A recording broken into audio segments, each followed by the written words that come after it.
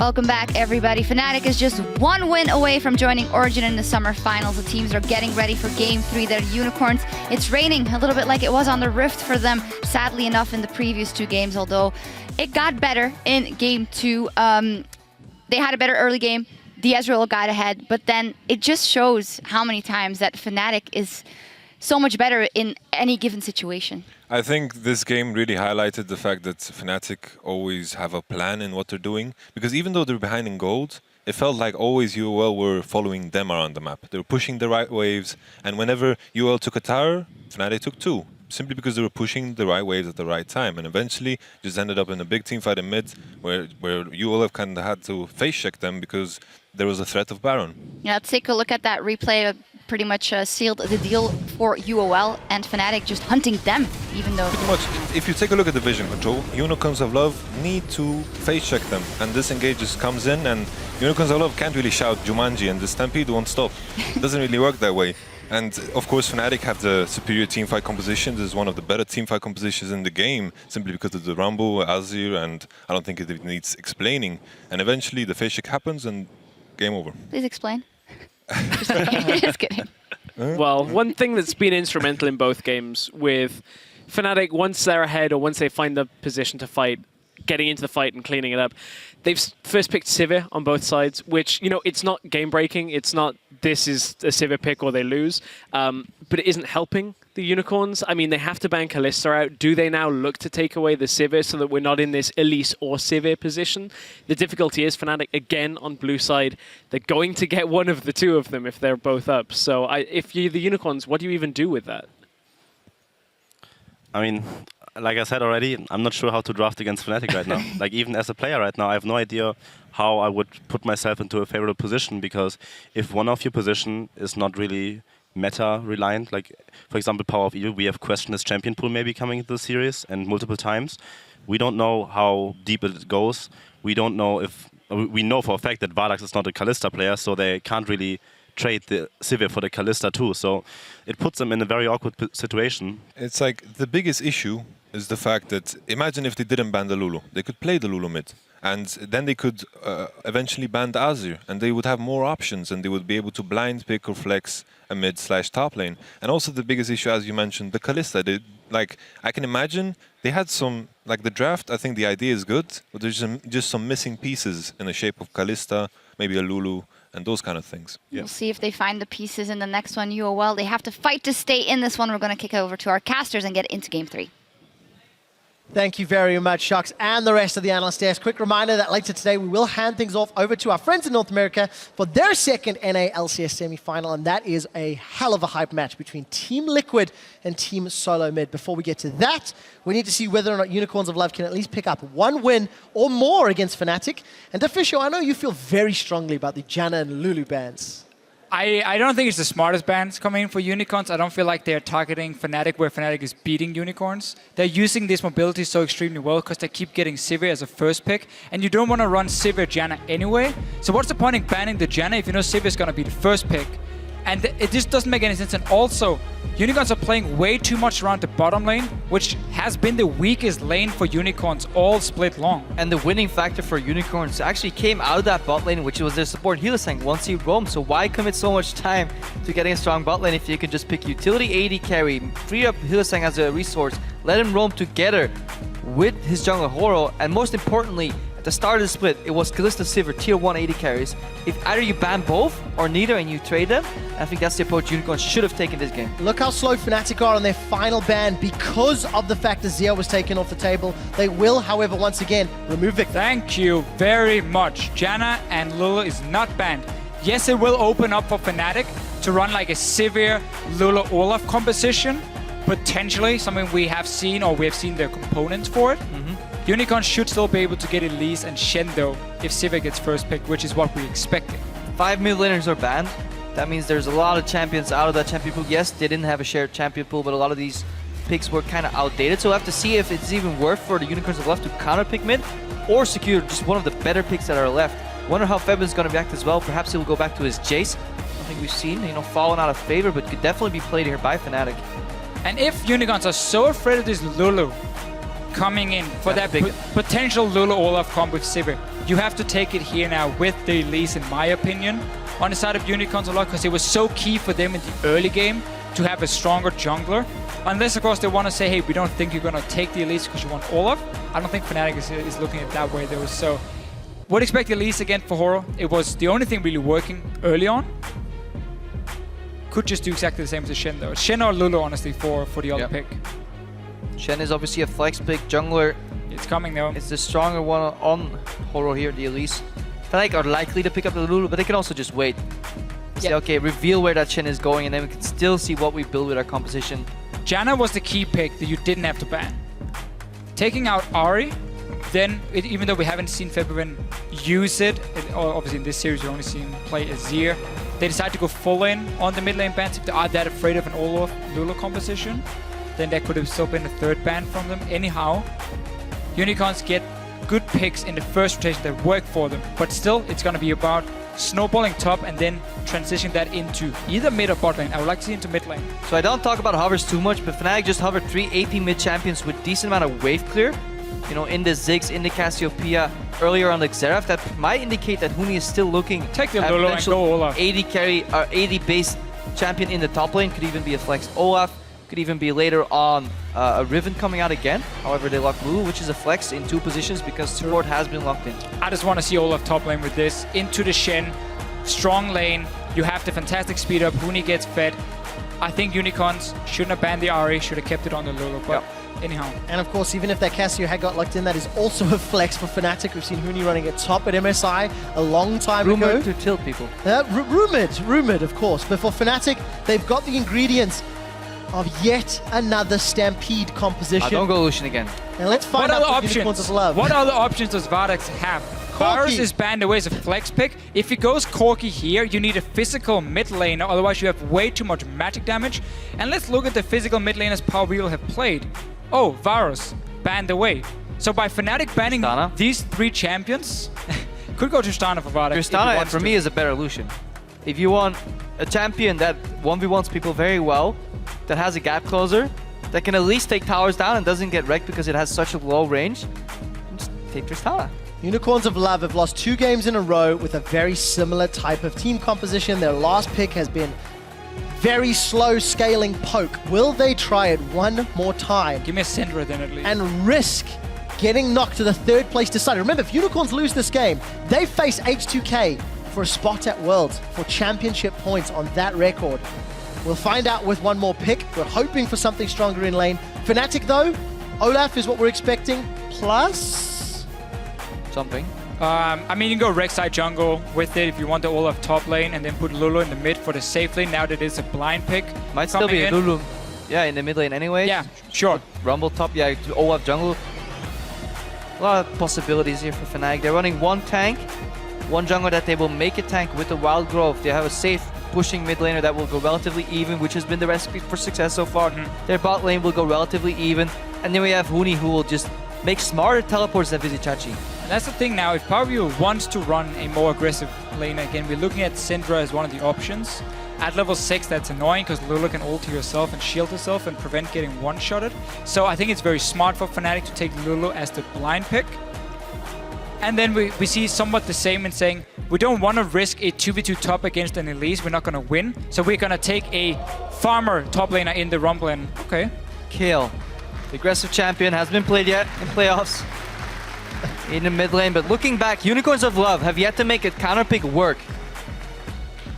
First games, or every game so far, Sivir first pick, counter pick on bot lane was open, didn't happen. Went neutral at best, Reckles got ahead of his opponent Vardax, eventually brought on the hunt to the team. Counter pick in the mid lane for Power Wheel twice, hasn't worked, has yet to work. Kill, will it finally be the option? Well, here again is what you're doing is you're basically building a composition. If you had a star AD carry, if Imp was your AD carry right here, and you build and you build this kind of combi deft, you can deft Imp, bang, whatever. Forgiven, man, put him in there. Put Forgiven in. On Lucian? On the Lucian. Having so much protection for it could make it work. It's not gonna be the ideal setup, but it could make it work. The problem is, again, your carry right here is the guy who normally is just a safe laner.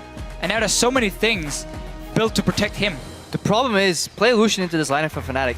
They don't even have to land their skill shot. They can just aim their abilities in your general direction, and it is very likely that they will hit. You have the Rumble, you know, with the Equalizer, with the Flame Spitter, Olaf's Axe, anywhere. Will probably pluck in that Lucian. His E-dash no longer resets slow, so he'll be slow. He's just gonna melt immediately. You don't even have to rely 100% on those skill shots. Just send your Olaf in. There's nothing that's going to stop him once he throws down that ultimate for potentially the final time in the semi-finals in Europe. Fnatic once more take to the Rift to drop Unicorns of Love out of the finals in Stockholm. Fnatic with a win here will guarantee either a first or second seed at the World Championships. That's what they're playing for. Now, it does seem that the Unicorns are tired of doing a passive level 1. I like it. I think you need to do something risky, so they're going for a 5-man invade. Really strong invade with Braum. Just all you need to do is proc Winter's Bite on somebody. Even if they flash, they're slowed. You can chase after, a couple of flash autos, stun. First blood. Let's hope it works out for them. Yeah, look for Chachi to sneak up near the wall and just dash over. Reckless needs to, as soon as he spots them, place a ward and just run away, because Chachi might even sneak in behind him here. So Reckless, Alright, Vardax, really get that in trouble. Come on, you can sneak in behind him here. And they're going. There we go. CC, Chachi, flash Flash. talk. Winter's Bite is connected. Reckless, he's gonna flash into Chachi. There's the stun. This could be first blood for Unicorn. Heal, 200 HP. Yellow Star, he goes for the hit, but no, Yellow Star's in a little bit of trouble. Will the cooldowns come back up? Fnatic, get out! But he had to start headbutt now on Yellow Star. But is the one still? Could have started pulverized too. Could honestly, yeah, just knocked him up here. Was probably afraid of a potential flash coming in, even though Power Weevil had already used it. But smart little level 1 from Unicorns of Love, trying to surprise Fnatic. And still, let's look at this Kale pick, because Power Weevil is going to build Runeglaive again, despite some of the changes coming to it. So he's going to go for Runeglaive. I assume what he's going to do is try and really power farm his own Raptors and Wolf Camp and say, Horo, my friend, you're going to gank. That's how you're going to get your gold. You're going to work for it. I'm going to take away your camp to try and power farm to late game. How do I win a serious 1v5? Become Froggen. Farm those Raptors, farm those Wolves, get a CS record, carry your team. Alright, Raptors, or Krugs being done by UOL at the aggressive side. They took control of the bottom side of the map, thanks splitting that up. In that sense, actually, Headbutt pays off because it places the Grump closer to the lane, allowing him to get there quicker. So genius read from Yellow Star, he knew he was going to swap. Fantastic gameplay. And this mid lane is actually interesting because neither Feverbin or Power Weevil have played these respective champions in Summer. It's the first time we've seen Kale in Summer as well. We did see it in North America when Devourer was a bit more prevalent earlier in the split. Super quick double jungle too with Olaf and Rumble together. They can tear through that jungle incredibly quickly. And of course on the top side, super standard European swap. Huni is looking to catch the wave once it hits the tower, take it down with the rest of his team and get all the gold, and then bounce the wave back on the side of Fnatic. And Unicorns of Love needs to do the same with this Shen on the bottom side. And lane swaps kind of neutralize the junglers in that aspect. The more aggressive jungle, we can't really find an opening necessarily because there's such a mirrored play going on both sides of the map. And that kind of neutralizes this Elise early and allows Reignover to farm up this Olaf to a comfortable point where he can just charge in and annihilate people later on. Obviously the lane swaps are very fast when we take down these towers early and we swap back. Sometimes to standard lane, sometimes we keep the swap going, but we just have the top laners and obviously one in the bottom lane, one in the top lane pushing in. You try and go for the second tower, then a potential TP. That's why how fast you can take down this tower can matter. Just 5-10 seconds can be enough for Fnatic to set up a dive later on the bottom side. We need to follow how fast they can take down the towers though. It looks like Fnatic's going to get that tower first, Officio, and this is the first lane swap we've seen all series. You can actually see the goal differences on average at 10 minutes in standard lanes and lane swaps. That is a very big difference between Fnatic and the Unicorns of Love. We'll see if that trend holds through in 6 minutes time. Reignover, once he gets the first kill, did not connect with that first undertow, I believe, and that means Power Weevil got away. That was a ghost used by Reignover, however, so he actually blew a summoner on that gang. Power Weevil didn't really care too much.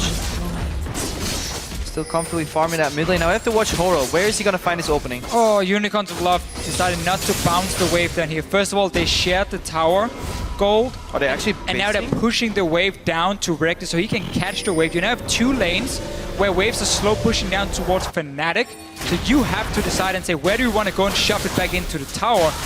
And it's going to be very predictable. The only point where that is worth it, if you can dive mid lane, because you keep one guy locked up on top, one guy locked up on bottom, and you can maybe make a 4v3 playing down in the mid lane, but you can't dive a Lulu that easily, not with the support of an Alistar. So this is very, very big mistake here from the Unicorns. What can happen now is that Unicorns say, okay, let's shove in this wave up top here.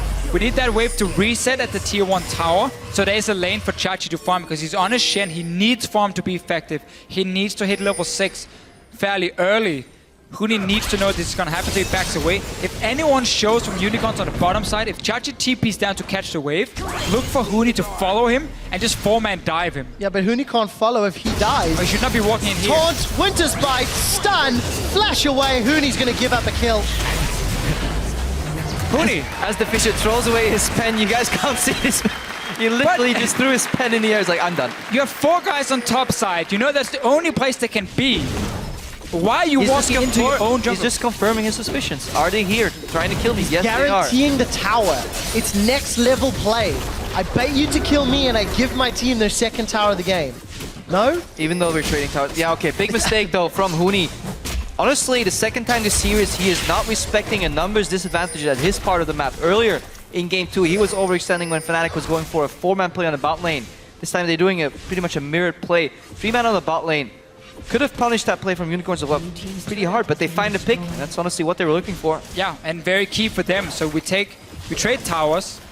That's gonna boost up obviously the Kayle up in the top lane. Reckless once again bouncing the way back. So this Kayle in the top lane, so in the mid lane. What Power Weaver is also going to look to do is with this skirmisher saber, he's gonna be a split pushing threat. So you have the Shen in one lane, you have the Kayle in the other lane, who is fantastic in the one-on-ones. Once you get a few levels, you can go for Nash's Tooth, second item, and then Fnatic is gonna be split up. They shine together as a group where you can speed up the Olaf, you can get the engages. 1-3-1 setup for Unicorns might not be a bad idea. A fair amount of AoE on the side of Fnatic, so that single target intervention may be less valuable if everybody is grouped together. We do see 2 towers bound both top and bottom. UOL with a small gold lead. So the wave was bounced backwards. So Reckless can comfortably found on his own. This freed up Yellowstar, and he's just lurking in the top lane behind Huni. He's waiting for a potential return pick from the Unicorns, trying to punish that. They're not really biting, so now they're moving out together. She obviously sees this coming. Rainover is coming too, so this is a 3 against 2. Teleport extra available from any mid laner of the sorts. Unicorns survive. Fnatic expending more members for the same play, for the same benefit. So this should open up 1 extra guy, and that should be Hillsang right here. Get some deep vision, but Fevin's kind of blocking him. Doesn't really care too much about the Lulu. So we'll get a few deep wards in, also timed well with Vardex pushing up the lane. Man, Fipman, can you be more annoying? Well, gonna get an extra charge out of that side stone. And Hillsang picked up. Fnatic have not backed away from their numbers up top, but at least push the wave into the tower. Try to reset that lane a little. May even be able to get their hands on this red buff. Horror realizes it's at a numbers disadvantage. DOE could be there quicker though, if they choose to fight. 3 guys though on the side of Fnatic up on the top here. So both teams kind of swap the map around. Vardex had to shove out the bot lane, so it's good for him that Hillsang could provide deep vision, make sure he could safely do it. And Fnatic doing exactly the same, just Huni on that side. So Reckless will get a small CS lead because he had extra minions coming down. Rest is even on the map. Unicorns going to try to get themselves back into lane shortly. They stole away the red buff, because of course they knew the numbers were up top for Fnatic. So a trade of that second spawn. We're getting closer to 10 minutes. It's Unicorns with a marginal lead over Fnatic. Not punishing Reckless at all, but they have the Stand United to potentially back him up and follow Huni to that bot lane. But Reckless is getting free reign on this wave, even 2 against 1, so Unicorn's not really pressuring at all with his Brown Evolution aggressive combination. Lane swap going to limit some of their options. We do see that Power of Evil has already completed the Devourer on his mid lane. I'd like to track the stacks on that and see how efficiently he can farm it out, because he's obviously going to have slightly less jungle camps. Right. Good little adaptation for him. We called out the Rune Blade before, of course, Devour on him. So just looking again to power farm up on it and become this auto-attacking monster basically on the Kayle. Rune Blade wouldn't have been that effective when it comes to applying proper consistent damage. So quite like that from Pavio, but still it's extremely it's slow scaling for him once he has to sit here, shove up his own wave and try and go in and take jungle camps over and over. Reckless, he's in trouble. Does have flash, does have heal on the hunt thrown down. The only cooldown actually decides to even consider to re-engage. Oro's got caught out. He's going to drop down onto Yellowstar. Stand United now begins to channel. There's no Glacial Fissure for Hylissang because he's only level 4. Boomerang catches onto Horo. Horo has to turn back below 100 HP. He gets burned down by Huni. Here comes Power of Evil. Rainover's in trouble. He's getting Righteous Fury down. There's a fight on two fronts. Defensive flash from Hylissang. They've ended up trading a 1-for-1, both junglers. Yet again, we see the Shen ultimate, as we both are so eager to talk about this play. Should come down before Horo repels upwards. The second time, Vizichachi is late on that Stand United. If you can just come up with channel, then land down, you just have so much more room to play. That would mean Horo with higher HP could join that fight. He got completely zoned out by the equalizer. Yeah, 1-for-1. Let's see the fight again. Jumping in the jungle. As we mentioned, both top laners going to jump with globals. Oro going down early on. Very key for Unicorns. They managed to get the kill over on Power of Evil's side with beautiful ult from Looney. Nowhere to go for Horo. And then Power of Evil gets in and takes one kill for himself, which is what really Unicorns are looking for. Just power farm up this Kayle with the Devour. And see what he can do in the late game. A lot of pressure again on Power of Evil. His Ezreal got fed in the previous match, punishing Fnatic's engages. Fnatic have a very similar team composition. A little bit more safety in that Lulu. Let's see if they can make it count. The first Dragon of the game started at 11 minutes. Fnatic are around, but they may not be able to contest. Even more important, Power of Evil was sitting on 2 stacks of the Devour, 2 large monsters killed. Dragon counts for 5, so he's at 7 right now. So that ramps up. Dragon a lot more important once you have a Devour on your team. And he's just looking to get that fully stacked up. Devour wasn't something that the European LCS really picked up. We saw it a bunch in NA and very, very few times in EU. We'll maybe expand on that as it continues to grow. Rainover. Forced ulti, that's big for team fights. And more deep vision from UOL. I think we have to praise the vision that UOL have been putting down. Even in their heavy losses, they're still getting wards in Fnatic's jungle. Unfortunately not making use of it the greatest. UOL going to look their third tower and, oh no, it survives. Fnatic able to get in range and clear those minions. And Reckless on the top lane, he's pushing out on his own. It's his very Fnatic-esque type of style, but they just have to make sure they don't really lose too much in these other lanes. Obviously, Vardex will have a hard time farming in the bot lane because he's matched up by people actually playing against him. Reckless is playing against the world. Yeah, and talking about the farm, Vardex is down 30 CS. That's the total value that both Huni and Chachi have been able to pick up.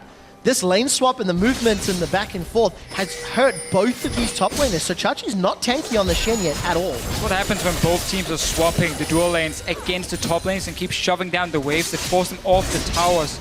Early on, Huni also with his own death in there in his own jungle. So yeah, top lanes are going to be shut down, but this hurts the Shen more. Yeah. Because now it's so much harder for Chachi to be like a frontline tank and really have an impact on the rest of the map. Yeah, on top of that, obviously Rumble is a fantastic low econ top laner that can just work on any amounts of farm, especially in contrast to the Shen. But in addition to that, Fnatic is just a team that plays better around the Fed 80 carry if he's the only guy that's really getting farm compared to Unicorns of Love. The Unicorns of Love does not strike me as a team that plays around Vardex. Yet they are grouping around him in the bottom lane. Power of Evil shoving up mid. You can see on the mini-map all of the Unicorns of Love setting up still. No ultimate for Hylissang. It's Unicorns, they're going to engage. It looks like Yellowstar's in a little bit of trouble. He does have Unbreakable Will, and he does put it down. A defensive dash over the wall for Vardex. Here comes Bebevin. The Glitter Lance is connected. Double kill for Reckless. Why? Chachi's all alone in his lane. This is the third time this series. Unicorns go for a play when Teleport or Stand United is available. They initiate and somehow the other team gets there quicker with more members. They're not talking to each other when they're setting up these plays. Very rash, radical, in the moment decision making. Just not working together at all. But even for the Unicorns of Love, you're not really looking to fight right now. Rumble is extremely strong in the mid game. We have as well this Devour Kayle who's looking to farm up and stack up that Devour by getting these big buffs here, by getting dragons. So taking these fights here for Unicorns, they're more looking just for the deep vision and then back out. But Fnatic has enough mobility to just start a fight, and then the communication needs to be there for Unicorns to be like instantly, okay, Shen ulti needs to happen now, not in 5 seconds, right now. And that speaks to some big shot calling issues. That's why they brought in Horo as well. A more objective, tower-focused, oriented type of play. And you sometimes see it shine through for the Unicorns, but it isn't there yet. They still have that democratic shot-calling system that you usually see where you know, every member gets an input and eventually we find a play, but there's no one leading voice, and that leads to these very mismatched plays going on different parts of the map. Shen had a free lane to push up open there. It was not the time to fight. I was just watching the minimap a second ago. Huni was rattling off an essay the moment Chachi was in front of him. Probably just holo. No, his English actually, He is very good. all memes aside, his English has actually fantastically improved. We heard it in the feature. Standing there talking, very confident. And we also know in team fights, it's funny because when you talk to Fnatic and we hear them on the analyst desk, you know, with the shot calling, we often ask about it because we know it's Yellowstone when it comes to the macro play. But if you hear in replays, in team fights, it's very often Huni taking over completely, just yelling out orders like, go for this target, back away, now this, then screams for Dragon or Baron. And it's kind of Yellowstone trying to hold him back a little bit, be like, calm down, okay, we already won the fight, and then figure out where to go next in a more calm way. It's very fun to hear how hyped up Huni gets. Now it's in my head. Well, he's got a lot to be hyped about. One game away from another LCS final for this Fnatic team. And a guaranteed World Championship spot. For Fnatic, they've got themselves a lead. Unicorns are grouping. Is a minute till Dragon. Let's keep tracking these builds here. Power of Evil finishes Nashor's 2, second to Devour, so very attack speed and attack base reliant, which is Gale, you know, just swinging your way left and right with that beautiful animation as if you're slapping the enemy in the face over and over. What they're looking for. Added CC coming out of Chachi and Horo here, but he's on a government support build kinda. It's just like, feed me anything guys, I'll take it. Magic resistance. The welfare build we usually call it when you're set back in these lane swaps.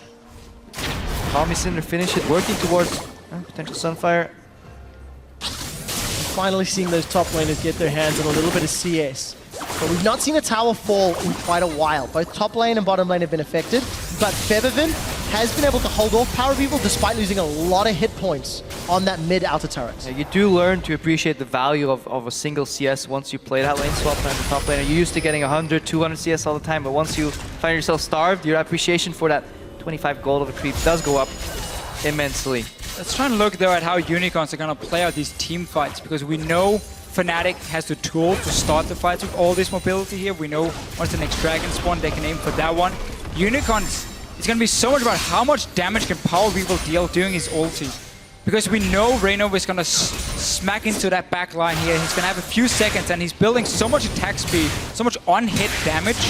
Is that going to be enough though to stop Reyno from just murdering people? So Power of Evil is looking for some more Devour stacks here as he's finishing off that Dragon solo. Traditionally though, speaking about Kale as an ultimate, it's really good against burst-heavy teams. Because in that 2-second window that the ultimate lasts, you really want to prevent as much damage as you can. However, Fnatic have a lot of sustained damage over time, so the value of the ulti will be really hard to, you know, maximize in these fights. If anything, you have to stop Equalizer. Huni though. Hylissang flashed for that one. They get the on the hunt from Reckless. Dragon was secured by UOL. Fnatic may trade it for tower. Intervention is 2.5 seconds, not 2 seconds. Just double checked on that. 2.5 seconds for Power of Evil to make it count with that intervention in these fights. Scales to 3 at rank 16. Exactly. So, tower going down for Fnatic. 3 towers to 2. They have the goal lead, pushing up for next. They're basically telling Unicorn, you have to fight us if you want to stop us. Your wave clear is the calling from Vardax, and then Power of Evil getting close enough to sit and auto attack these minions. That is not reliable wave clear.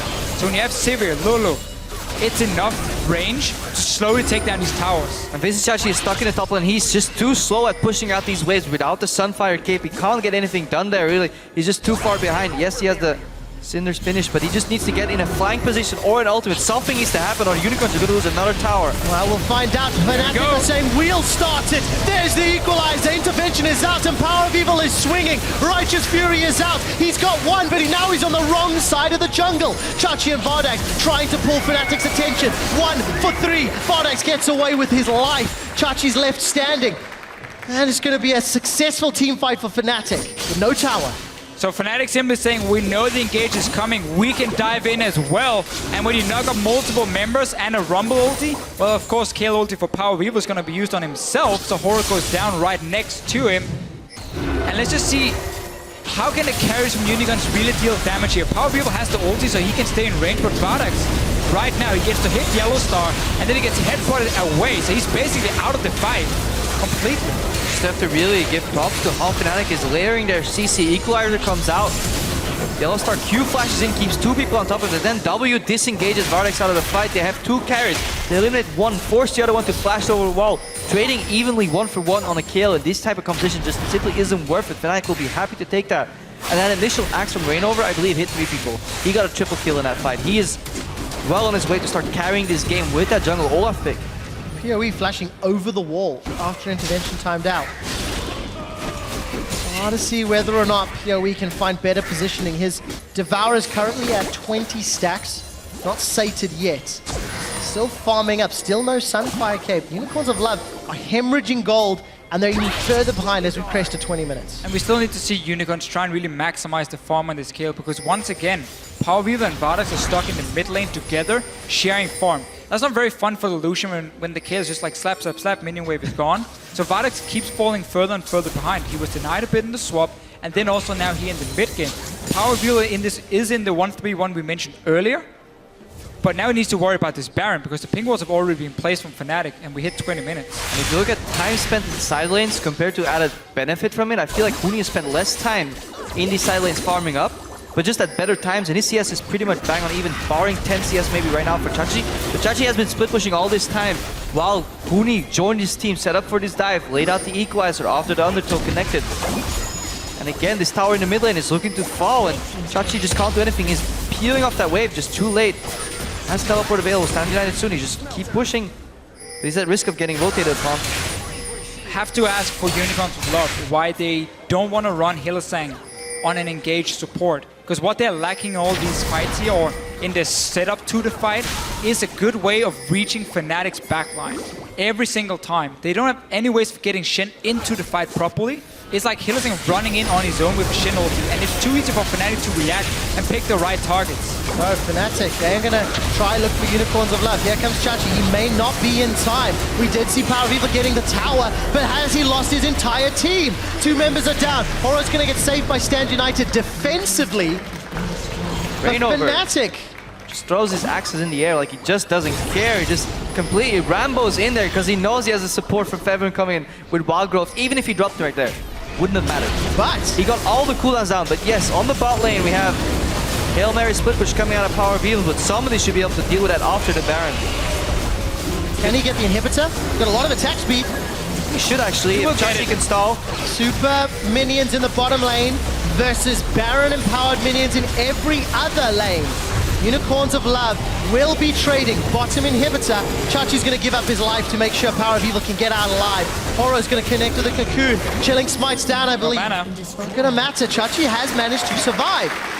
Horo's going to delay them. If we cut to the bottom lane, it looked like Reckless was looking for more. Power of Evil tries to turn it around. Intervention is up, but he's not going to 1v2. Super minions for Baron. Keep in mind, Power Weaver is not really running with a lot of burst here. It's all about the sustained damage he can do. Called it Rune Glaive earlier in the start. That was obviously Devour, the name we were looking for. And he is split pushing. He is impossible to stop one-on-one. But that's why Fnatic are saying, we don't care. We're going to TP away from that lane and just take the team fight in the mid lane instead. Because that's the way we are going to win this game. So if they split up and try and defend 1-3-1, Unicorns still have a chance because of how strong Power Weaver will be. For as long as Fnatic looks just for the team fights. 23 stacks remaining on Power Weaver. Obviously he'll need a 1 Rift Scuttler and 1 Dragon. Hopefully to complete that Devour, but even then when he does, it might be just too little too late. If only inhibitors grant the Devour stacks. If only. Power Weaver will be happy about that. But they do not, and unfortunately the Dragon's been secured by Fnatic, so despite giving up the first 2, they find an opportunity to secure the next. That's safe to Devourer rather, not safe to get. Plus the Righteous Glory. Okay wave clear, but it's simply not enough. Teleport forced from Chachi and Fnatic. You don't want to start the tower dive yet. They're happy to focus the tower. I lied! They do want to start the tower dive. Equalizer's out. Reckless is on a rampage. We see Holo taking out Horo as Fnatic peel onto the inhibitor turret. They've got Baron and Powered minions coming behind them, and it's 5v3. Double combo from Yellowstar. Huni lays out the red carpet, ready for the walk to victory as they break open his first inhibitor in Unicorns of Love's base, and it's looking grim. Super minions down bottom. Fnatic say we don't care. They send their own ones to do battle with the Unicorns of Love and reposition for another siege. And they will keep doing exactly the same. They can always engage. You have dive potential from Alistar, you have so much follow-up. Unicorns of Love needs to find a way to kill the damage dealers really, but they can't get to them with this No, they composition. cannot. Chachi's taunt gets denied by the headbutt. Intervention used to save Hylissang. That's not a sentence I wanted to say. Power of Evil keeps swinging, trying to get the Righteous Fury to work, but it is not. The Reckoning, the Blessing, it is not enough. Another tower falls, another inhibitor falls. Unicorns in Love. 26 minutes, their base is in tatters. Tatters?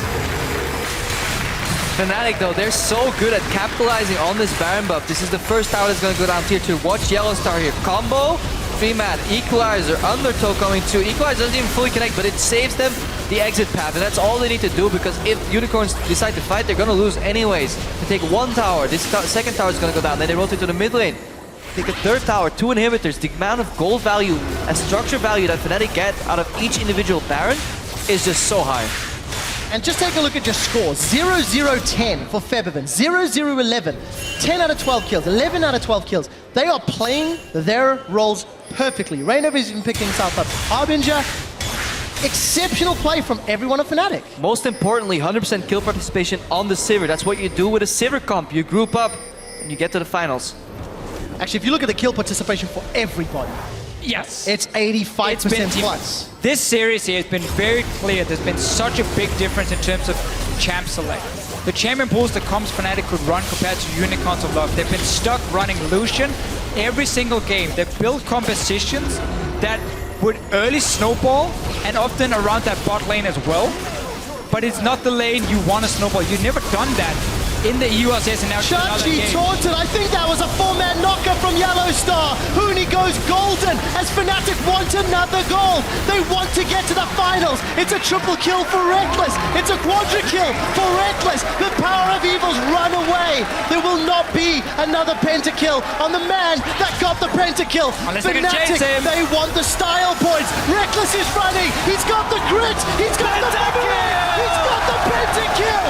Reckless and Fnatic go 21-0 in the summer split, and will be heading to the summer finals in Stockholm. They will be facing Origin, and they will be going to the World Championships.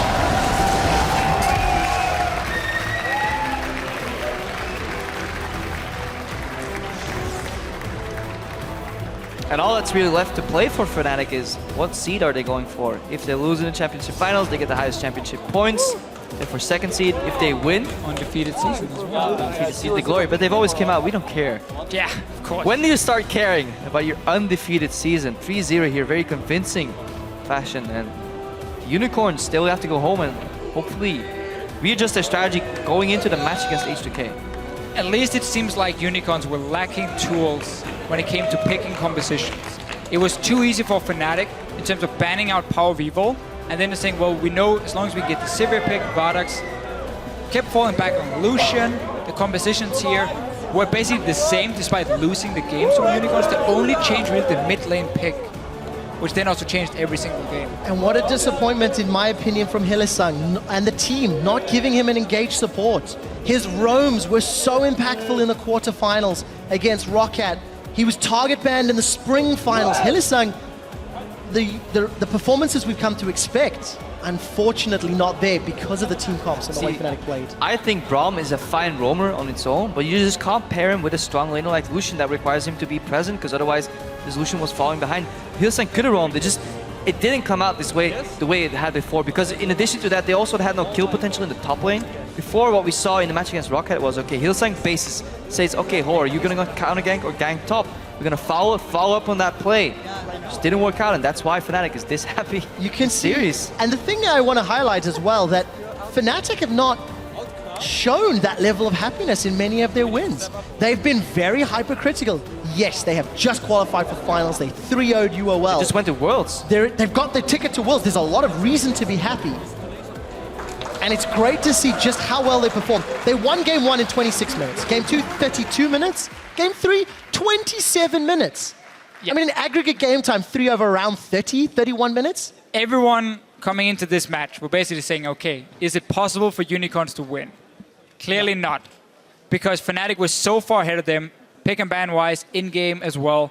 They had a few mistakes, but a few mistakes over 3 games. Very easy to fix.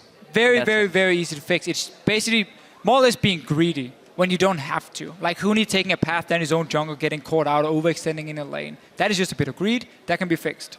It can be fixed, and we'll have to find out if they can when they face Origin in the finals. For now, we're going to head back onto stage with Pulse, who's joined by Fnatic's beast of a bottom lane.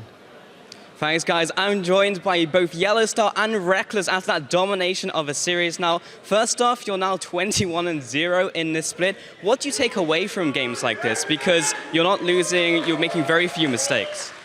We're taking like game by game, step by step, and we're really focusing. We had a lot of preparation coming into these games, and now our next objective is going to be Origin. They are like really strong opponents. We've been screaming against them, and I think it's going to be really good games as well. But here we were really prepared. We knew the strategies of Unicorns, and they basically had like 2 strategies, and we pretty much shut them down with those bans. Yeah, it definitely looked like you shut them down. And also, Reckless, we saw you play Sivir in a lot of those games there. You've been playing more of these team-orientated picks. How has that been for you as a player? I've never really been known as like a lane ADC, so therefore team-oriented AD carries such as Sivir or Corki is pretty much a perfect fit for me. I can play the lane to go equal at worst or ahead if we have a good matchup, and then just go from there. I try to make calls aside of Yellowstar and just be some sort of backbone for the team because we have kind of star players with Huni and Rainover and Fabivin in the front doing a lot of cool plays. So me being a backbone is definitely not a bad thing. I think it's definitely needed for this team as well. Someone has to be. Yeah, and it's definitely worked for the team over the split, 21-0. Now, looking towards Worlds, you guys have definitely, well, you've qualified for Worlds, you haven't got the seed just yet. Have you looked towards any of the teams who have already qualified, SKT, Yoi Flash Wolves? Yeah, and definitely LGD this morning. I don't know, man. All these teams look really strong, and they play a lot of different stuff from we do. So it's going to be really interesting to face them. Even though we already had a taste at MSI, it was really cool, and I'm really looking forward to it. But before that, we have to focus on Origin. I really want to win against them. Yeah, well, I was going to say, last question for you, Reckless. How do you think that matchup is going to go? Origin in the grand finals here. They've looked very strong throughout the split. This is the first split for them. What do you think of them right now? Before we went into this semifinal against Unicorns, we were screaming a lot against Origin. And we kind of found them being able to fight us, which is something that we could not say for all the teams during the split. So definitely I would consider Origin one of the better teams right now here in Europe, and definitely a top contender of getting the first spot. So I wouldn't say the finals is going to be anywhere close to easy, and I wouldn't expect us to clean sweep them. I think they are going to put up a very good fight, both in draft and in actual game. So I'm looking forward to it because it's going to be on my home field in Sweden as well. So maybe the pressure is on them. Well, we're all looking forward to that matchup. Thank you very much, gentlemen, and congratulations once again on that great split. We're going to throw it over to the desk to take a look at that game.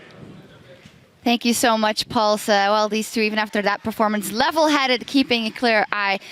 Just note that after this, of course, the action in North America is going to pop off with Team Liquid versus TSM. But we were pretty fast here today, so we need some time to set it up over there. That gives us some time to look back at the series. I want to pick in on you, Yamato Ken, with the interview here with Reckless, where he says, it's actually perfect for me, this playstyle. And that's quite interesting to me, because I know that when he was on Alliance, a lot of times we're like, oh, he's this Prophecy AD carry, but he's not being aggressive enough. It seems that this has all fallen in place. There is like one sentence I despise hearing.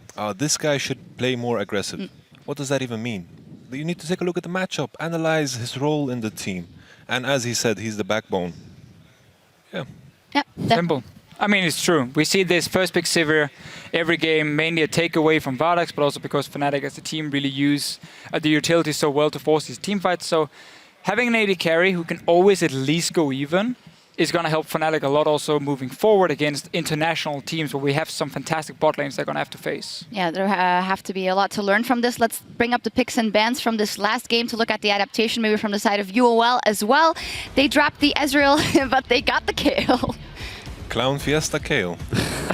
What was surprising about it, Kayle, like, sure, he wants to surprise the enemy team, but Kayle is not good against Rumble. Kayle is not good against most of these picks, and he went Devourer. How does that make sense? Devourer mid lane. Yeah, we heard Kayle jungle Devourer when it first came out patches and patches and patches ago, but the problem here is you just can't generate the Devourer stacks fast enough without getting involved in every single kill and snowballing really hard very early on.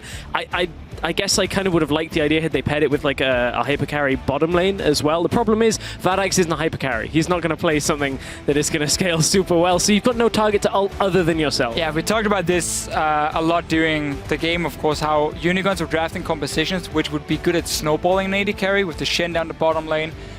Obviously, not the style they've been playing. Also, again, the Kayle in the mid. Before the Runeglaive nerfs, I had seen some Runeglaive mid lane Kayle coming in, and I wondered, because he already ran the Ezreal with it, is he just completely outdated for Power Weaver? Was he going to do exactly the same to be a bit more burst focused? Then he goes Devour, doesn't even start taking a lot of camps for himself. Very surprised about the way he played it, and obviously was way too slow at scaling up. Didn't even get the full stacks on Devour. Until I see the picks and bans for HUK versus UOL, it can be mind games, man. I'm sticking to my guns. I mean, it might be mind games, might not be good, you know. You can always surprise with different picks like Runeglaive Ezreal. Doesn't FNC it's a strong pick. FLICKR, as a jungler, why do you hate Devour? Tell me and tell the viewers. Why I hate Devourer? I think Devourer just puts you in an awkward position where your jungler, your early game tool to make you go ahead, take dragons, group up and everything, it just makes you slow down the game from your perspective in your team, and you don't want that. You want to have a tempo jungler, potentially. You want to be on the front where you actually invade aggressively and take the camps away. I mean, it could be a point for Devourer because you stack it up faster, but in the end it takes too much time to actually be useful. And most of the time we have a jungler that is useful in the early game, falls off later in the mid to late game, and then the other team takes over. But it's the complete reverse when you have a Devourer jungler where you make an early game team and have a late game jungler, but you might already have lost the game and you don't know how the game is supposed to go out. So I think Devourer junglers are a bit... I mean, even in solo queue, everyone knows when you have a Devourer jungler in a solo queue game, you just want to FF the game at 20 minutes because you know he's just gonna coolly farming his jungler. Yeah, guys, don't worry, I will carry in 30 minutes, but the game has already been over. So that's why the Devourer jungler is bad, and you should not pick it. All right, well, we've learned that. We're going to get back on that in a second, maybe, although we heard a lot. But Pulse is actually standing by with Daylor, so we can hear from him. Thank you very much, Sharks. I'm joined by Daylor just to talk about how he thinks his team is looking right now. Obviously very good now. Daylor, after the split 21-0, how do you look at these games and kind of improve as a team? Because you don't have losses to go back and look at.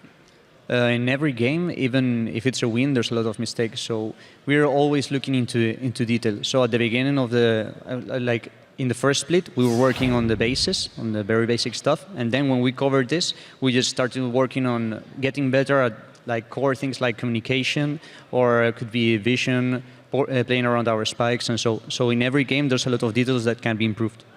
Yeah, and also, we're seeing the incredible growth of Fnatic over this split. I kind of want to ask about your support staff as well, which has obviously grown over the season. How has that helped your team improve?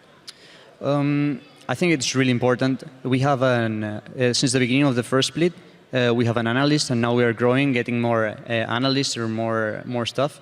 And I think it's extremely important because they give you more detailed information. So in my case, I can make better decisions. So we can create better plans in detailed plans. So we are, as a team, way better prepared. And looking very prepared. I actually kind of want to contrast Spring Fnatic to Summer Fnatic right now, because when we saw them in Spring, Fnatic were all laughs after a game, and now when we see them, even after like a snowball victory, they're just dead cold. It's like silent cold killers. Is that something you taught them, or did that just happen organically?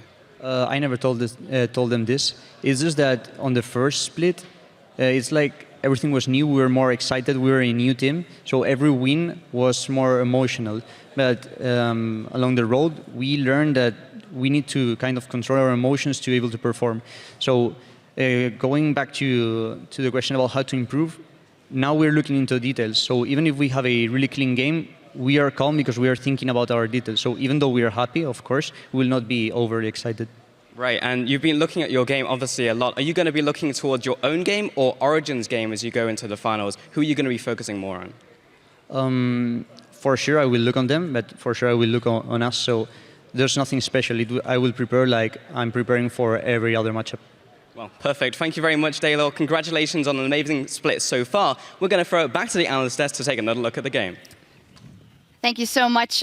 Always like hearing from Daylor. He doesn't do it that often. He prefers to stay out of the limelight, although, we have the swaggy pants in Life of Legends, though. We've seen those a couple of times. Yamato, he is our coach of the split as well. What makes him such a good coach for you?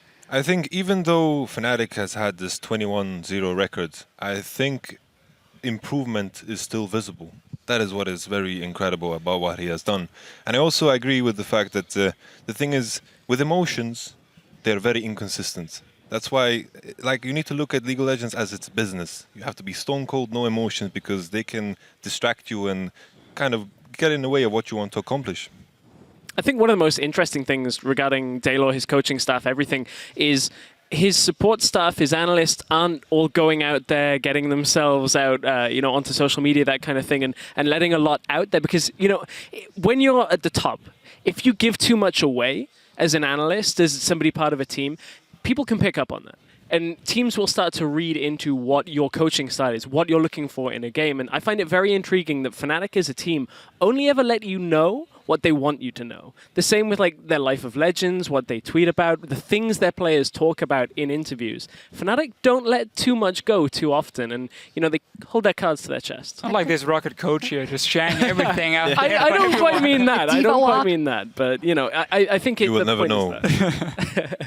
Dexter, what do you think of this approach? You're a player who's also, of course, very much in the limelight when it goes good and bad. I mean, yeah, when it goes good, you definitely don't want to share anything. I mean, back in the days, Season 3, when we were in Lemon Dogs, we never shared anything what we want to practice or what we're going to come up with anyone. We just want to practice our stuff, and then when the time is there, we're going to pull it out. And then we give people time to analyze while we work on the next thing. So we're always going to be a step ahead. But when you're in a bad position, I would say, I think you soak in everything you can. You try to get a different opinion. That's why you have an analyst now and a coach that help you out with a different perspective. And I think it's really important to have proper coaching stuff, because that are you can only rely on those people, and they are close to your team, and they try to help you. And you can't really take anything. You should take everything with a grain of salt, what you hear from other people too. So I think that's the most important thing to take away from that.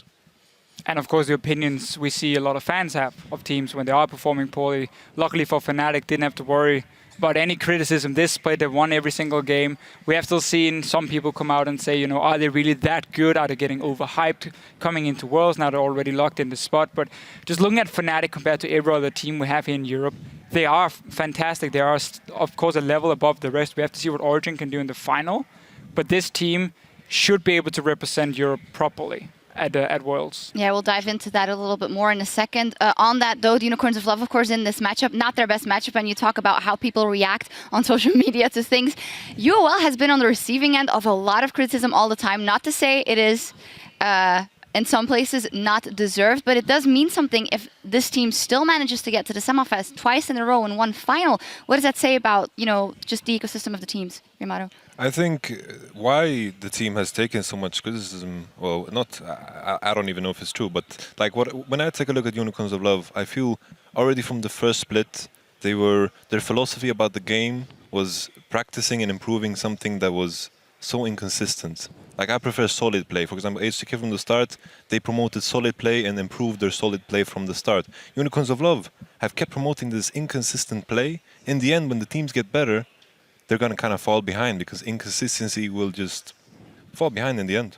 I think we have to look at some of the players on the team, because now we talk about how they have these risky play styles. We don't always agree with the pick and ban phase coming in, but we got to look at the players and say they have some fantastic playmakers. I mean, Power Weevil has shown time and time again he can win games. Hylissang has shown time and time again as well with these roams he's pulling off. So despite them not always having what we consider an optimal pick and ban phase, they tend to pull it off. But then also sometimes we have to look at other teams preparing against Unicorns. and it doesn't seem like they respect what they can do. And they say, oh, Unicorns are loved, they have whatever, let's say, poor shot calling, so we can just have an easy time against them. And then we get into this situation where we have some wombo combos or early roams coming from Hillsing, like against you guys, which surprises teams anyway. And then suddenly the game snowballs out of control. And that's where Unicorns have done a fantastic job picking up some wins. But we also do see the difference when they face a team then like Fnatic, how one-sided it is, both in pick and ban phase, but also in game. Yeah. I just want to add the fact that like this inconsistent playstyle, it works against worse teams in a way. Like Rocket's performance was not the best in the quarterfinals. I think it was fairly obvious. And with that in mind, it's more about the long term. What is the goal long term with a team that plays with this kind of a playstyle? You can't really see a team like this competing against the best of the best. I think that should be the long-term goal for any team out there. Dexter, anything to add? Nothing to add. Nothing to add, okay. All good. No problem. We also have to look at the team that has done very well in this series. Of course, Fnatic 21-0, and who the best player was for us. And well, just like he was throughout the season, Yellow Star was key to Fnatic's march to the summer finals. Today, in our opinion, of course, all the players always step up. But you were saying something interesting during the game. I think it was the early invade from the Unicorns. And you say Yellow Star does things mechanically and makes decisions that not a lot of other players do. I think there was this invade where Civi got invaded. I think I don't want to paint the picture, but you can see clearly here, like the engage was perfect. I think it's the synchronization of ultimates and the engages are just beautiful. Like I kind of voted for Yellowstar to get the MVP simply because his play throughout this series was flawless. I could not spot any mistake. Right, and I think that's kind of the point we have to get to now with Fnatic is we have to look at the mistakes they do make and then say, okay, this was a mistake. We're not going to let you get away with that because you're so much better and you're on the road to Worlds now. So Fnatic, Yellowstar made the least amount of mistakes, but I think had this been a regular season game, any one of those, I think you probably could have given an MVP performance to a couple of players in there. But honestly, as we said, we have to hold Fnatic accountable because we know they are going to be annoyed at their mistakes themselves. For sure. Yeah, I mean, even Rainover, I think Rainover played really good on that Olaf, went completely off that one game, and I'm not sure how much Fnatic actually showed in that series. I mean, do you expect anything crazy from them in the final? I mean, just the fact they showed the Elise is one big deal. It forced Unicorns to change the pick and ban phase in the start, and then the fact you can just run this Olaf comp twice in a row. It is another threat you add when you have a jungle pick that can be a carry for them with Rainover here. But overall, I mean, if we look at Fnatic and what they showed, a little bit greedy from time to time. Game 2 and Game 3 was like Game 1 was 100% full focus. Like, let's test how strong is the Unicorns of Love. Fnatic rolled over them. Then in Game 2 we had the dive down bottom lane without the Alistar ulti. We had Huni overextending a few times. It seemed like they kind of dropped the focus a little bit, but that's not really showing to me a lot of weakness because greedy or being too greedy in your shot calling is very easily fixable. I mean, you just say, next time we don't have an Alistar ulti, don't go for that dive. And you try and communicate a bit more to Huni, relax and move back. So no, they didn't show anything. They didn't have to show anything in this matchup here, other than Elise is, of course, a jungler Rainover can play. I would like to add as well, when it comes to Fnatic's pick and ban strategy, I don't think they're the type of team that needs to shock in a way. I think they're the type of team, based off of their history, simply in every single game they've played, is that they plan out for every possible scenario to have maximum consistency. They don't get surprised by any specific bans. They've planned out for every scenario. And I think that is the best way of making a pick and ban phase. Yeah, let's actually talk a little bit more about Fnatic in a sec. I do want to remind the guys at home, of course, that the NALCS is coming up with TL versus TSM. Right after this, they're getting set up over there. But we're going to check in on Twitter first. A tweet from @LeonWindorfer. What do you think are Fnatic's chances at Worlds? What influence will this have on Western esports? Especially the first part of that question is something we just want to talk about. I talked about it a little bit earlier. I think Fnatic will probably consider Worlds to have been a massive disappointment if they don't get out of groups. I think everybody would say they have to. I think Fnatic will be very disappointed if they don't get into the top 4. That's where I feel like they should be placing. I then think it comes down to what semi-final would they be on. This is a long, long way away, and obviously there's a lot of top teams, but that's my estimation for Fnatic this Worlds. Yeah, I completely agree. I think Fnatic should be realistic going into Worlds. I mean, they have been undefeated, of course, but let's be real. Chinese and Korean top teams are a lot tougher opponents than they have faced here in Europe. So I think a top 4 finish at Worlds should be the most optimal and realistic way for Fnatic, and I think the top 4 finish is still really great. So that's the most realistic way for them to approach Worlds, I think. But definitely it would be a huge upset if they don't go through groups. I would like to add as well in terms of the Western esports question. I think the fact that structure behind teams is improving. I think that is the biggest thing that we notice and why there is like a team like Fnatic can have similarities to the top teams in the Asian regions because esports is just so much more established. And that's why I think Fnatic right now as a team, no matter what happens at Worlds, just looking at what they've done here in the summer split, is the key thing for Western esports. Because beforehand, teams will always look to Korea and China being, okay, what are these teams doing? What coaching staff do they have? How do they handle subs and whatever. Now we have a team in Europe who is showing that they can get so far ahead of the competition in their own region. What tools are they using? Okay, we know they have a great coach coming in. We now hear they have multiple analysts working for them. They have a manager living with the team, taking care of all the business, and all the stuff. So the players just have to focus on playing. And what combination of players have they put together? So now suddenly teams can look more to just a team in their own region instead of always looking to Korea and be like, oh yeah, but we can't change the European mentality, on some of the players. But we've just seen Fnatic have 2 Koreans, of course, but Reckless, Febiven, and Yellowstar are 3 hungry players who seems to have exactly the same attitude as the best Korean players we see. So I like the fact we can look at Fnatic. How can other teams adapt to what they're doing and use that to get better as well? And probably hope that it isn't a 3-0 sweep in the summer finals versus Origin. It goes to 5 games, and we see Fnatic getting pushed a little more than they have, honestly, here. With that, Fnatic locked in Worlds, and then from @TheTitan84, I want to ask you guys, what teams do you think will go to Worlds from Europe? Yamato, I don't think I have to ask. I think H2K and I think also Fnatic, obviously. Genius. Just say it. And like the gauntlet, Rocket. Okay. I don't like making predictions like this. You put me on the spot. Well, I you've don't like said making a couple of predictions. times already, the gauntlet, we had a series to practice. We got good chances there. So, we have good chances, but you roll a dice, you don't expect to roll a 6 every time. It's like, I think we have good odds. It depends on how practice goes. I believe in the guys, and I'm very confident we can pull it off. FLICKR, does Rocket make it to Worlds?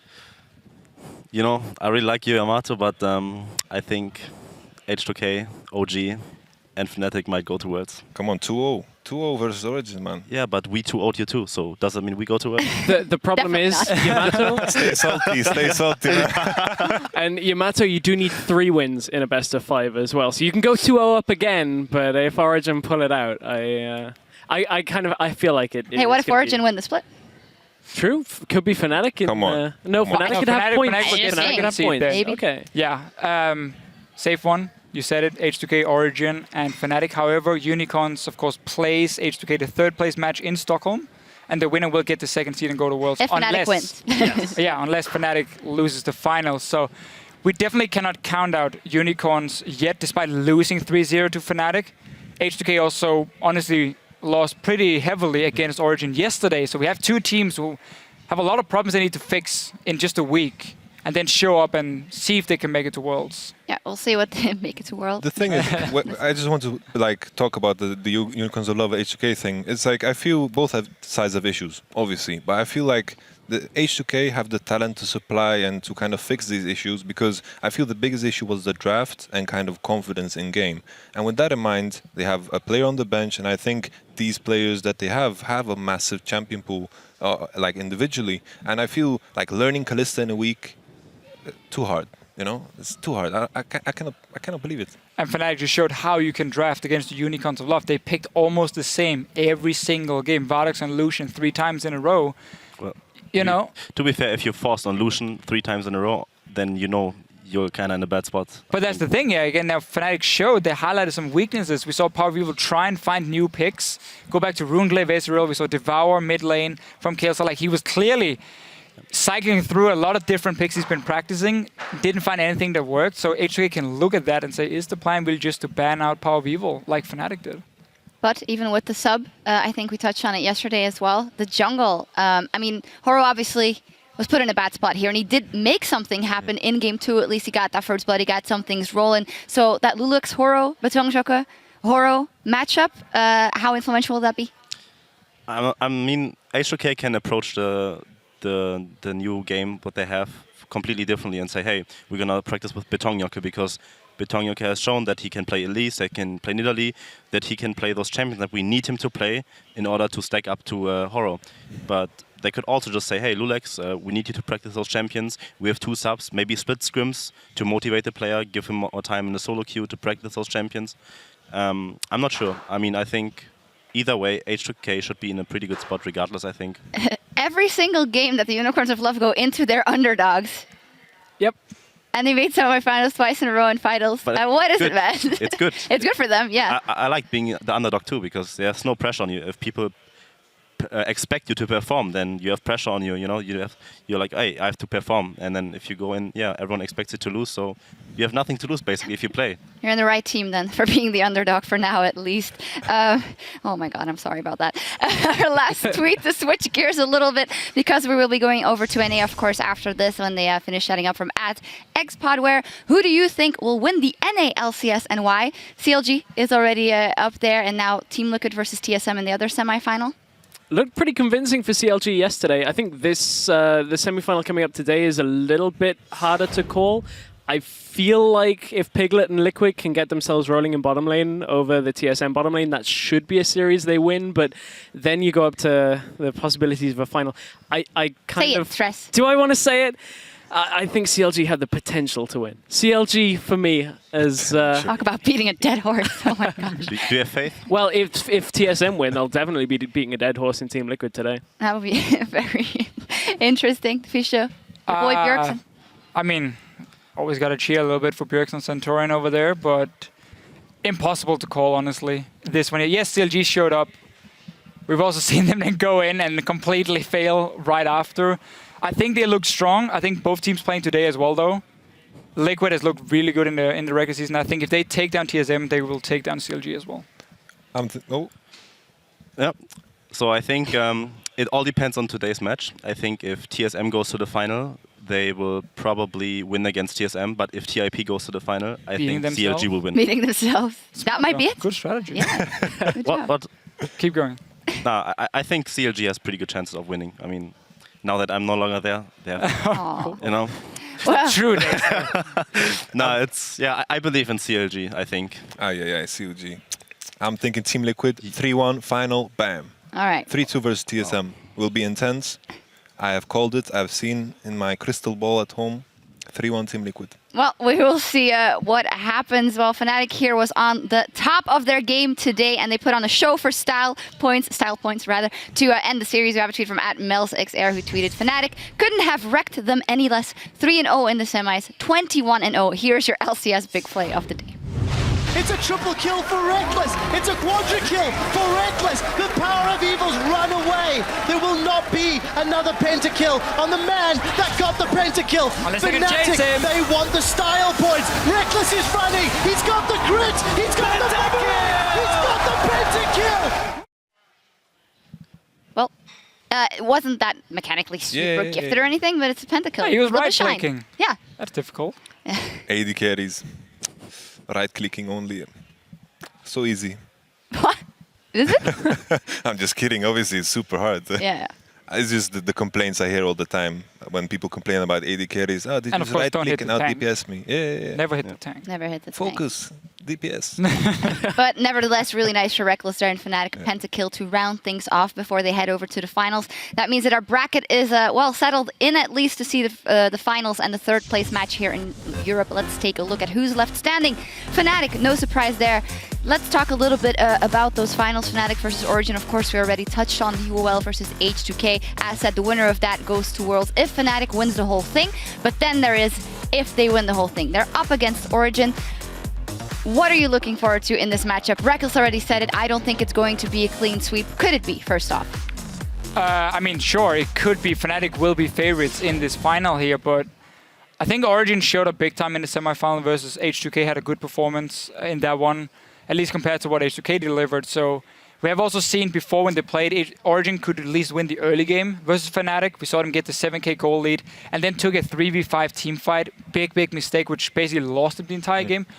go back and rewatch what did you do well. Fnatic as a team tend to be more passive in the early game and say we don't want to take any risks. That is an opening for Origin to try and see if they can get early leads and snowball from there. So I think definitely they can take a game. If we look at the lane matchups, I know you're always talking about the AD carries. It's also a very interesting one. Rookie of the split in Niels is up there as well. You said actually on PTL you don't think he's been doing that well the last couple of weeks, and you echoed that might be something to work on. I think definitely in the series against H2K, like he played good, but it didn't really feel like it was up to Neil's standard. And I say this as he's getting kills, which feels bad, man. But the thing is, like, obviously he played well, but sometimes he did a lot of mistakes, and it feels like it's uncharacteristic of Nils because I rate him and value him very, very highly. The main problem for Nils in the last few weeks, and what I was highlighting, was the fact that his positioning in team fights was not the same we saw in the start of the split. He would often be in the front line, he would get caught by hooks or charms or whatever it was, and he would end up going down. So it became more and more about what could FLICKR do and Source do in these late game fights. Obviously something that he's been looking at. We know he has the talent to be one of the best AD carries in Europe. And I'm sure also he will show up in the final against Reckless, even though the bot lane is most likely just going to be a farm fest, and it's going to be about what the junglers can do and how much they can snowball potentially the top laners. I think it's also important to highlight the fact that if you take a look at these series, Fnatic versus UOL, what do you learn about Fnatic here? Nothing. What do you think about... They play Elise. Elise. They play Elise. Okay, that's one thing. All right, congratulations, you will not lose one game automatically. All right, and then there is, like, on the other side, we saw Origin lose one game. And I felt that was simply because of XPEK's champion pool. He was forced on that Ahri. Possibly, maybe they're hiding something. Could be potentially that. But still, I feel that series on the other side of the bracket gives more information that the game between Fnatic and Unicorns who loved it. Dexter? Yeah, I definitely agree that it's always easier if you just don't give anything away. And if you get pushed to your limits, you have to reveal all your strategies, basically. But I think Fnatic didn't really reveal too much. And OG, I mean, they still have time. You know, 1 week is a lot of practice. And I think all of their players have like good champion pools, and Soa's amazing. They play every champion, basically, in their role that they have to. I mean, they have more tools to beat Fnatic than the rest of the teams, I think. Well, we'll have to see that finals, Fnatic versus OG. Live coverage from Stockholm's Hovet Arena will begin on Saturday, August 22nd at 5 p.m. Central European Time. That is 8 a.m. Pacific. It's going to start with the fight for third place, H2K versus UOL there. And we'll also be joined by Yamato Cannon there in Sweden. So, yay. It's also a home match for you then. Yeah. Cool. Gonna be fun. Yeah. Gonna be fun. Well, thank you for joining us here, Dexter, as well, for lending a hand here on the desk. Today's playoff battles, they aren't over yet, though it's time for the North American LCS semifinals. So we're going to send it right over to Dash and the desk in Los Angeles, California. Thank you so much, guys, for joining us. And, well, from myself and everyone here, thank you for tuning in. And keep watching, because NA has a lot of action coming up. TSM. Match in this best of 5. It's time to get on the Rift and find out who will be the first European team for Worlds. And Huni is going to look for more. That's a kill there for Yellowstar. They're going to continue to chase. Wind Slash into Cocoon. The volatile spiraling. Raynov has got a second of the game. Well, Huni even gets out. Yellowstar decides to re-engage, but the taunt Vardags is just destroyed by Featherfin. And for the 19th consecutive time, Fnatic are the victors. Coming to their lane. Flash. Nice. Good job.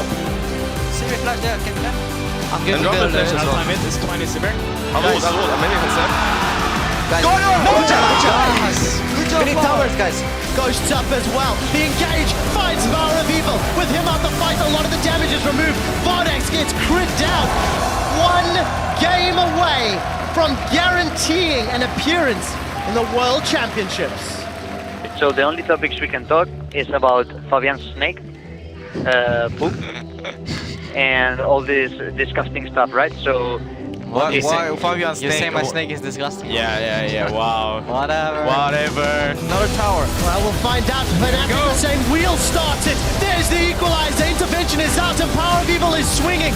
Chachi taunted. I think that was a 4-man knocker from Yellowstar. Huni goes golden as Fnatic want another goal. They want to get to the finals. It's a triple kill for Reckless. It's a quadra kill for Reckless. The Power of Evil's run away.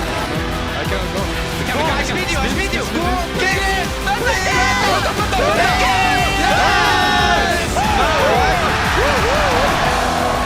Fnatic go 21-0 in the summer split and will be heading to the Summer Finals in Stockholm.